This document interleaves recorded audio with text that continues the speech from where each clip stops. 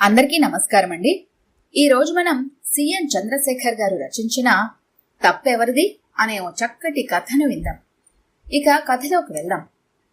Cell phone ring అవటం విని number చూసి సెల్ ఆన్ చేశాడు అమర్.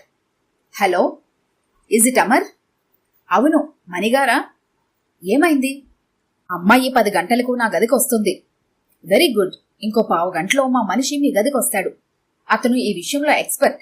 సిస్టమ్ను ఎలా ఆపరేట్ చేయాలో, కెమెరా ఎక్కడ ఉంచాలో అతను చెబుతాడు. అలాగే. పేమెంట్ ₹1,00,000 కదా? ఎందుకు అనుమానం? ఆ అమ్మాయి గౌరవప్రదమైన కుటుంబానికి చెందింది. పూర్తిగా నా మీద నమ్మకంతో వస్తుంది.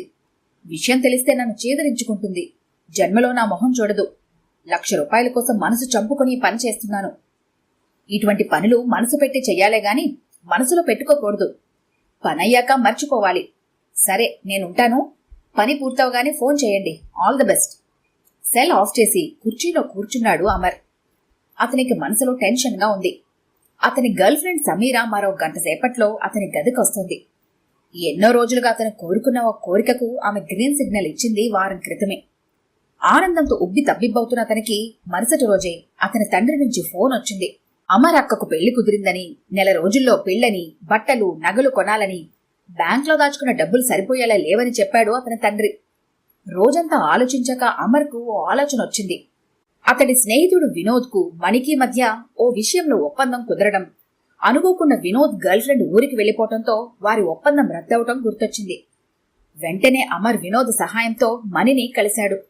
తన గర్ల్ ఫ్రెండ్ తన గదికి వస్తున్న విషయం చెప్పాడు.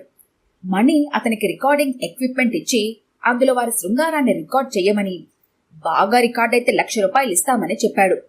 పని పూర్తయ్యే వరకు తన సెల్ ఫోన్ దగ్గరుంచుకోమని, అవసరమైతే తనకు ఫోన్ చేయమని చెప్పాడు మణి. మహబూబ్ నగర్ నుండి తన తల్లిదండ్రులు ఈ పాటికి బయలుదేరి ఉంటారు. తండ్రి ఫోన్ చేసి తను తరచుగా ఆఫీసు పని మీద హైదరాబాద్ వచ్చినప్పుడు దిగే అజంతా హోటల్లో దిగుతామని, సాయంత్రం కాలేజీ కాగానే హోటల్కి వచ్చి కలవమని చెప్పాడు. అంతా అనుకున్నది అనుకున్నట్లు జరిగితే సాయంత్రానికి తన చేతిలో ₹1,00,000 ఉంటుంది. ఆ డబ్బుతో అక్కకు నగలు, ఇంట్లో అందరికీ బట్టలు, ఇంకా పెళ్లికి ఏవేవి కావాలో అన్నీ కొనేయొచ్చు అనుకున్నాడు. అయితే అతని మనసులో ఎక్కడో ఓ మూల తను చేస్తున్న పని మంచిది కాదేమో అన్న ఆలోచన మొదలైంది. తన అందాలన్నీ సీడీల్లో రికార్డయ్యి దేశమంతటా తిరుగుతుందని తెలిస్తే సమీర తట్టుకోలేదు. ఆత్మహత్య చేసుకున్న ఆశ్చర్యం లేదు. ఆ పాపం తనకే అంటుతుంది. అనితో తను ఈ పని చెయ్యలేనని చెప్పేయాలి అనుకున్నాడు. మళ్లీ అతని అక్క పెళ్లి గుర్తొచ్చింది. ₹1,00,000 సొమ్ము కళ్ల ముందు మెదిలింది. మణికి ఫోన్ చేసే ప్రయత్నం మానుకున్నాడు. ఇంతలో కాలింగ్ బెల్ మోగడం విని తలుపు తెరిచాడు. ఎదురుగా ఒక కుర్రాడు నిలబడి ఉన్నాడు. 20 కూడా ఉండదు వయసు. Light blue colour jeans pant, అదే రంగు జీన్స్ షర్టు ధరించి ఉన్నాడు. పిల్లి గడ్డం, చిన్న కళ్ళు, చూసేవాళ్లకు విసుగు పుట్టించేలా ఉన్నాడు. అమర్ మీరేనా? అమర్ అవునన్నట్టు తలూపాడు. అమర్ లోపలికి రమ్మని పిలిచే లోపలే అతను చనువుగా లోపలికి అడుగు పెట్టాడు. నేరుగా మంచం దగ్గరికి వెళ్లి ఇక్కడేనా అని అడిగాడు మంచం వైపు చేయి చూపిస్తూ. కాదు, మంచం కింద అనాలనుకున్నాడు కోపంతో. ఎలాగో నిగ్రహించుకొని అవును అన్నాడు. కెమెరా ఏది? అమర్ అతని చేతిలో వెబ్ కెమెరా ఇచ్చాడు. అతను చాలా యాంగిల్స్ చూసి చివరకు టేబుల్ మీద కొన్ని పుస్తకాలు పెట్టి వాటిపై కెమెరాను పెట్టాడు. అక్కడి నుంచి మంచం బాగా కవర్ అవుతుంది. కిటికీలు తెరిచి ఉంచితే లైటింగ్ బాగా ఉంటుంది. మేం చేస్తున్నది దేవుడి పూజ కాదు, తలుపులు తీసి పెట్టుకోవడానికి. అఫ్కోర్స్, కనీసం ట్యూబ్లైట్ అన్నా వేసుకోండి. ఆ అమ్మాయి ఒప్పుకుంటేనే. ఒప్పించండి. ఆ మాత్రమైనా కష్టపడకుండా ₹1,00,000 ఎవరిస్తారు మీకు? పైగా రికార్డింగ్ బాగా అయితేనే మీకు డబ్బు అందుతుంది. ప్రయత్నిస్తాను. వీలైనంత వరకు మీ ముఖం కెమెరా ఫేస్ చేయకుండా చూసుకోండి. సీడీ పోలీసులకు దొరికితే మిమ్మల్ని అరెస్ట్ చేస్తారు.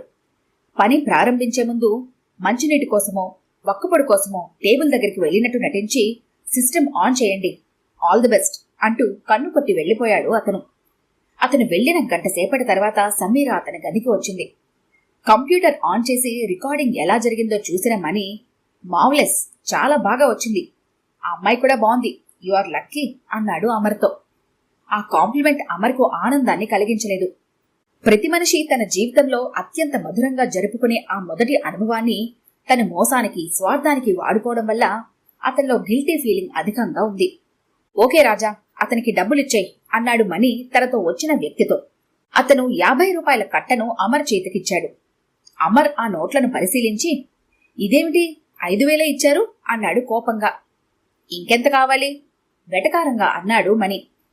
1,00,000 రూపాయలు ఇస్తానని అన్నారుగా. అన్నాను. ఆ మాత్రమేనా చెప్పకపోతే నువ్వు ధైర్యం చేయవని అలా చెప్పాను. అమర్కు ఏడుపొచ్చింది. మా అక్క పెళ్లి కోసం ఈ నీచానికి పాల్పడ్డాను. అటు సమీరకు దూరం అవుతాను, ఇటు డబ్బులు దక్కక రెండుకి చెడ్డవాడినవుతాను. ప్లీజ్ ఆ 95,000 ఇచ్చేయండి, లేకుంటే మా అక్క పెళ్లి ఆగిపోతుంది. అన్నా, అక్క పెళ్లి అంటున్నాడు, ఇంకొంచెం వేసి ఇచ్చేయన్నా అన్నాడు రాజు మణితో. సరే, ఇంకో 5,000 ఇవ్వరా అని రాజుతో చెప్పి, ఇక నకరాలు చేయకు. గంట పనికి 10,000 ఈ ప్రపంచంలో ఎవ్వడు నీకివ్వడు, నేను తప్ప. పదరాజు అంటూ బయటకు నడిచాడు మణి. బాధగా వాళ్లు వెళ్లిన వైపే చూస్తూ ఉండిపోయాడు అమర్. ఏరా, ఇంత ఆలస్యమైందే? రమణమూర్తి కొడుకుని అడిగాడు. క్లాస్ లేటుగా వదిలేరు నాన్న. ఎలా ఉంది నీ చదువు? బావుంది నాన్న, బాగా చదువుకుంటున్నాను అని చెప్పి సీత వైపు తిరిగి అట్సక్క అన్నాడు ఆమె చెయ్యి అందుకుంటూ. సీత సిగ్గుపడుతూనే థ్యాంక్స్ చెప్పింది. ఒరే అమర్, నీవేదో డబ్బులు తెస్తానన్నావు కదరా, తెచ్చావా అని అడిగింది అతని తల్లి. నేను అనుకున్నంత రాలేదమ్మా, 10,000 వచ్చింది. జోబులోంచి డబ్బు తీసి తండ్రి చేతికిస్తూ అన్నాడు. ఎక్కడిది ఇంత డబ్బు నీకు? అనుమానంగా అడిగాడు రమణమూర్తి. ఇంటర్లో నా మార్కులకు స్కాలర్షిప్ కాలేజీ వాళ్ళిచ్చారు. ముందే సిద్ధం చేసుకున్న సమాధానం చెప్పాడు. గర్వంగా భార్య వైపు చూశాడు రమణమూర్తి. ఆమె మొహం కూడా వెలిగిపోతోంది. కంగ్రాట్స్ అమర్ అంటూ తమ్ముణ్ణి అభినందించింది సీత. తర్వాత అందరూ లేచి షాపింగ్కు బయలుదేరారు. కాలింగ్ బెల్ శబ్దం విని తలుపు తెరిచిన సమీరకు ఎదురుగా అమర్ కనబడ్డాడు. ఏమిటి అర్జెంటుగా రమ్మన్నావు? పోయిన వారం చేసిన పనిని రెన్యువల్ చేసుకోవడానికా? నవ్వుతూ అడిగాడు అమర్. షటప్, ఆ రోజు ఏం జరిగింది? ఏ రోజు? నేను నీ గదికొచ్చిన రోజు. నీకు తెలీదా? నాకు చెప్పాలంటే సిగ్గేస్తోంది. నీకు సిగ్గా? సిగ్గులేని, నీతిలేని, మనసులేని రాక్షసుడివి నువ్వు. ఏంటి నువ్వు అంటున్నది? భయం భయంగా ఆమెను చూస్తూ అడిగాడు.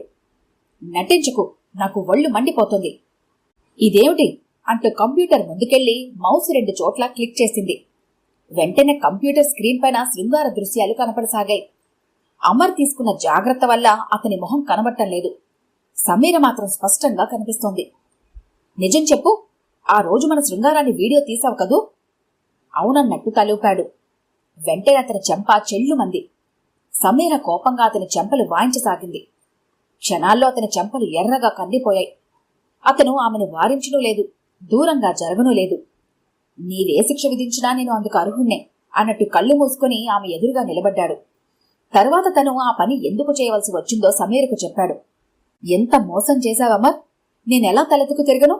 నా బ్రతికే నాశనం చేశావు కదా. అమ్మా నాన్నలిచ్చిన స్వేచ్ఛను దుర్వినియోగం చేసినందుకు నాకు తగిన శాస్త్ర జరిగింది అంటూ తల పట్టుకుని ఏడవసాగింది. అమర్కు ఏం చేయాలో తోచలేదు. ఆమెను ఎలా సముదాయించాలో కూడా తెలియలేదు. సోఫాలో కూర్చుని ఆలోచనారహితంగా కంప్యూటర్ స్క్రీన్ వైపే చూడసాగాడు. సీన్ పూర్తయినట్లు 2 సెకండ్లు ఖాళీ స్క్రీన్ కనిపించింది. వెంటనే మరో సీన్ మొదలైంది. వయసులో ఉన్న ఓ అమ్మాయి బాత్రూంలో స్నానం చేస్తుంది. అంత టెన్షన్లోనూ కళ్ళు తెరుచుకుని ఆ దృశ్యాన్ని చూడసాగాడు. ఆ అమ్మాయి తనను కెమెరాతో చిత్రీకరిస్తున్నారన్న బిడియం లేకుండా తాపీగా స్నానం చేస్తుంది. స్నానం పూర్తయ్యాక టవల్ తీసుకోవడానికి తలెత్తి చూసింది. ఆమె మొహాన్ని చూసి షాక్ తిన్నాడు అమర్. అక్కా అంటూ బిగ్గరగా అరిచాడు. ఆ అరుపునకు సమీర భయపడి లేచి నిలబడింది. సమీరా, మా అక్కను కూడా షూట్ చేశారు అంటూ చేతులతో మొహం కప్పుకొని ఏడవసాగాడు. సమీరకు అతను చూస్తే జాలి కలగలేదు, ఏవగింపు కలిగింది. తర్వాత అమర్ లేచి కళ్ళు తుడుచుకుని బయటకు నడిచాడు. ఆమెకు ఆ క్షణంలో అతను తన్నుంచి తప్పించుకోవటానికి నాటకం ఆడుతున్నాడేమో అని అనుమానం వచ్చింది. సాయంత్రం వరకు ఇంట్లోనే గడిపింది అతని గురించి ఆలోచిస్తూ. సాయంత్రం 5 గంటలకు తల్లి ఆఫీస్ నుంచి రాగానే తను బయలుదేరి అమర్ గది చేరుకుంది. గది బయటే అతని రూమ్మేట్, తన క్లాస్మేట్ అయిన పవన్ కనిపించాడు. సమీరను చూసి రండి అంటూ లోపలికి ఆహ్వానించాడు. అమర్ లేడా? లేడు, వాళ్ళ ఊరెళ్ళాడు. అతని అక్కయ్య చెడిపోయిందని కబురొచ్చింది. వెంటనే బయలుదేరి వెళ్లాడు. నేను అతన్ని బస్సెక్కించి ఇప్పుడే వచ్చాను. అయ్యో పాపం, ఎలా చనిపోయింది? బాధగా అడిగింది. అమర్ కుటుంబం ఈ మధ్య హైదరాబాద్కు వచ్చి ఓ హోటల్లో దిగారు. ఆ హోటల్ గది బాత్రూంలో ఎవరో రహస్యంగా వెబ్ కెమెరాను అమర్చారు. అమర్ అక్కయ్య స్నానం చేసే దృశ్యాన్ని వీడియో తీసి సీడీల్లోకి ఎక్కించి అమ్ముకున్నారు. స్నేహితురాల ద్వారా విషయం తెలుసుకున్న అమర్ అక్కయ్య ఈ రోజు మధ్యాహ్నం ఆత్మహత్య చేసుకుంది. మై గాడ్ అంటూ తలపట్టుకొని కుర్చీలో కూర్చుండిపోయింది. తర్వాత లేచి అమర్ రాగానే తనకు ఫోన్ చేయమని పవన్తో చెప్పి బయలుదేరింది. రోడ్డుపై నడుస్తున్న ఆమె మదిలో ఎన్నో ప్రశ్నలు మెదిలాయి. ఈ తప్పు ఎవరిది? పెరిగిన టెక్నాలజీదా? తల్లిదండ్రులిచ్చిన స్వేచ్ఛను దుర్వినియోగం చేసుకుంటూ పెళ్లికి ముందే ప్రణయానికి సిద్ధమవుతున్న తనలాంటి ఆడపిల్లలదా? డబ్బు సంపాదించాలనే ఆశ తప్ప సక్రమంగా సంపాదించాలనే ఆలోచన లేని అమర్ లాంటి యువకులదా? డబ్బు కోసం అమ్మాయిల అందాల్ని అక్రమంగా చిత్రీకరించి అమ్ముకుంటున్న దుర్మార్గులదా? ఎవరిది తప్పు? తప్పు ఎవరిదైనా బళయింది మాత్రం అన్యం పుణ్యం ఎరగని ఓ అమాయకురాలు. ఆమె తన జీవితాన్ని ముగించుకుంది.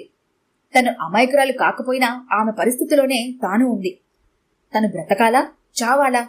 తను బ్రతికుండి అమర్ సహాయంతో ఆ ర్యాకెట్ నడుపుతున్న దుండగుల్ని చట్టానికి పట్టించి అమాయకురాలైన ఆడపిల్లల జీవితాలను కాపాడాలని నిశ్చయించుకుంది సమీర.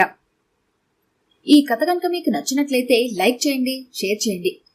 మరిన్ని ఇంట్రెస్టింగ్ కథల కోసం మా ఛానల్ని తప్పకుండా సబ్స్క్రైబ్ చేసుకోండి.